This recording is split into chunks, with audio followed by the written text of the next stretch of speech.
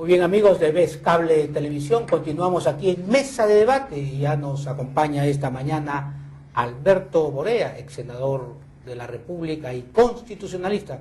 Tito, bienvenido y buenos días. ¿Cómo has estado? Bueno, encantado de estar contigo, Wilder, acá este domingo en la mañana, cerca ya de la Navidad, y de Año Nuevo, por cierto, y felicitando pues a Vez Cable por la continuidad en esta serie de programas políticos, en donde efectivamente se convoca a personas de distintas posiciones a las que se les deja hablar, y no como sucede lamentablemente en la mayor parte de los canales de señal abierta, que te invitan para agredirte o simplemente cuando ven que no van a poderte hacer apanado, te ignoran, ¿no es verdad? Bueno, es que intentamos por lo menos hacer un poco de docencia política, porque creo que lo que le falta al país es que los ciudadanos tengan una información como para que después puedan tomar decisiones, ¿no? Claro, y en ese sentido, ¿cómo ves tú muy la mal política? Porque la prensa ha jugado un rol desafortunado en todo este proceso democrático, y en donde prácticamente la primera vuelta se hace entre los dueños de los medios, quienes deciden más o menos quiénes van a ser los candidatos que cuentan. La segunda vuelta es la primera vuelta y la tercera vuelta es la segunda vuelta. Claro. Si tú no les caes bien, si dices cosas que, como en algún momento me dijeron los broadcasters en el año 2006, si dices cosas que no son de su simpatía o tienes ideas propias, entonces mejor no te presentes, en tanto que ellos van a monopolizar el espacio del aire, y en consecuencia la posibilidad de que tu mensaje llegue a la población se va a hacer muy difícil, y eventualmente vas a tener que invertir muchísimo en movilización, mientras digamos sus candidatos van a estar permanentemente dando y girando en la televisión, y como decía Gersi hace un momento, pues efectivamente por el sistema de estructuración de los medios, la política en el Perú se hace de Lima hacia el interior. Ahora, ¿y cómo podemos ir venciendo esa farandulización de la política? Bueno, retornamos a un debate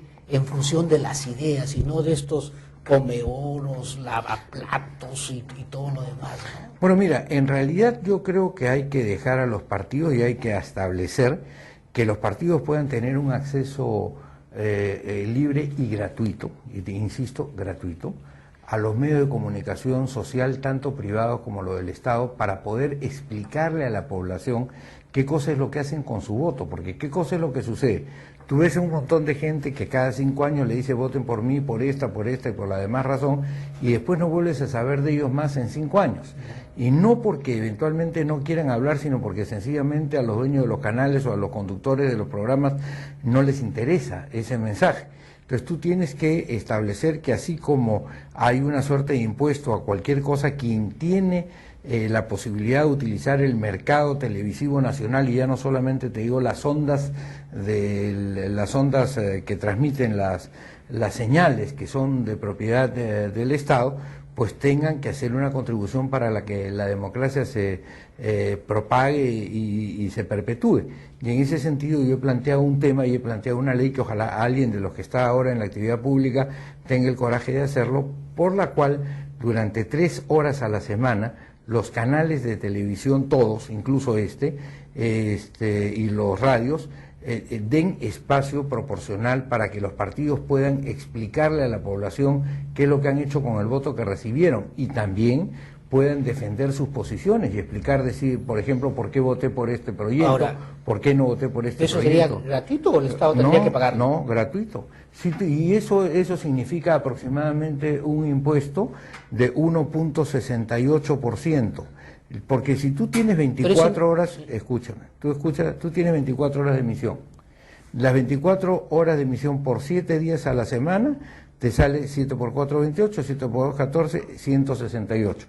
Si tú pones 3 horas, quiere decir que menos del 2% del tiempo de emisión es el que tú estás, entregando para que el sistema político democrático se perpetúe y que no tenga que pasar por las horcas caudinas de presentadores que eventualmente son casi terroristas de la pregunta, en el sentido de que si tú no comulgas con ellos, tú apenas te sientas te empiezan a atacar. Pero si eres amigo de ellos, la pregunta más difícil que te van a hacer es ¿cuántos años tienes? Entonces, ahí se rompe el circuito de elector elegido. Y eso no puede suceder. Y así como establece la Constitución del 79, y creo que repite el texto de Fujimori del 93, todos tienen la obligación de contribuir con el desarrollo y el sostenimiento del proceso democrático. Esta es una forma para que quienes tienen este recurso, que es un recurso escaso, que no lo tiene la mayoría del país, contribuyan para que efectivamente pase lo que tú estás diciendo, que la población se forme, se informe y en consecuencia decida conscientemente acerca de lo que puede suceder. Esto no es un atentado a la libertad de empresa en y absoluto, a la libertad de contenidos. De ninguna manera, porque supongamos que estas 3 horas la divides en media hora al día, ¿no es verdad? Un día te va a tocar emitir a las 12 de la noche, otro día a las 3 de la mañana, otro día a las 6 de la mañana, otro día a las 9 de la mañana, otro día a las 12 del día y así sucesivamente. Durante esos 30 minutos, los actores que han sido elegidos por el país, los representantes del pueblo, pueden decir directamente su pensamiento.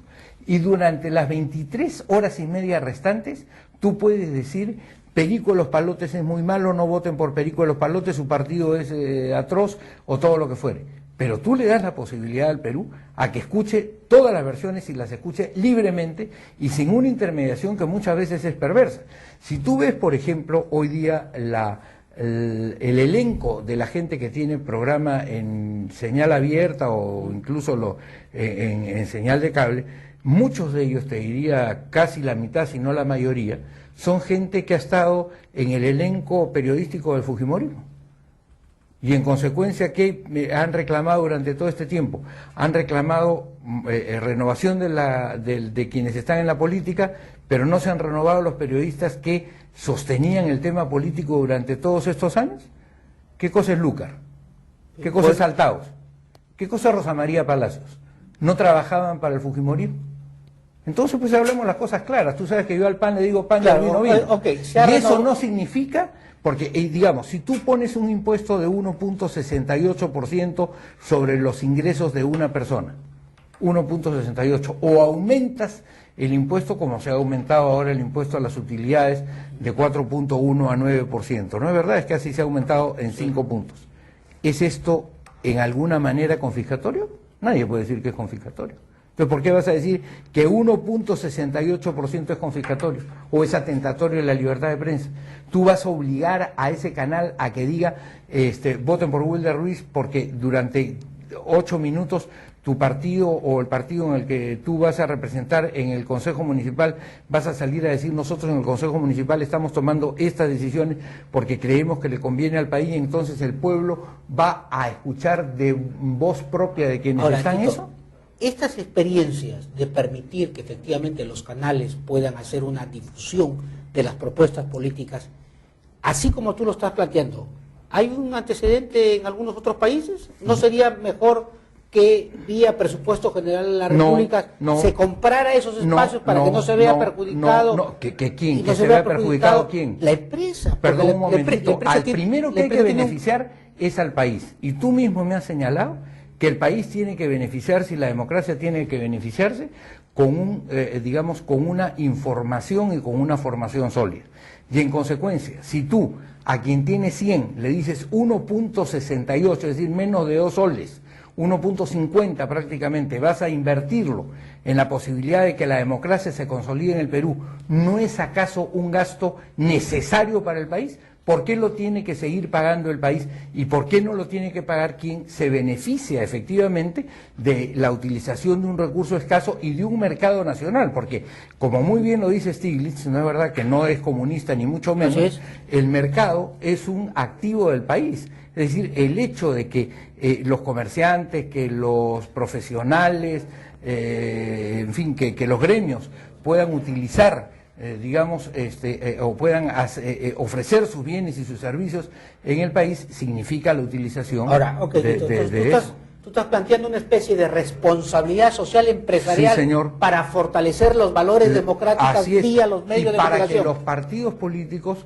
comiencen a poder llenar ese vacío que en este momento no han llenado. Naturalmente que eso pasa por otra serie de Ahora, eso significa pautas que los partidos y los reformadores. políticos actuales tienen que tener ideas, tienen que tener propuestas, pero Bueno, pero entre otras esta clase cosas, política actual es bien sí, limitada, ¿no? Bueno, es que todo esto después estamos pagando los desastres del fujimorismo, estamos pagando la demagogia del fujimorismo, aquella que decía hay que pagarle a los parlamentarios el sueldo mínimo y que luego se pusieron el sueldo más alto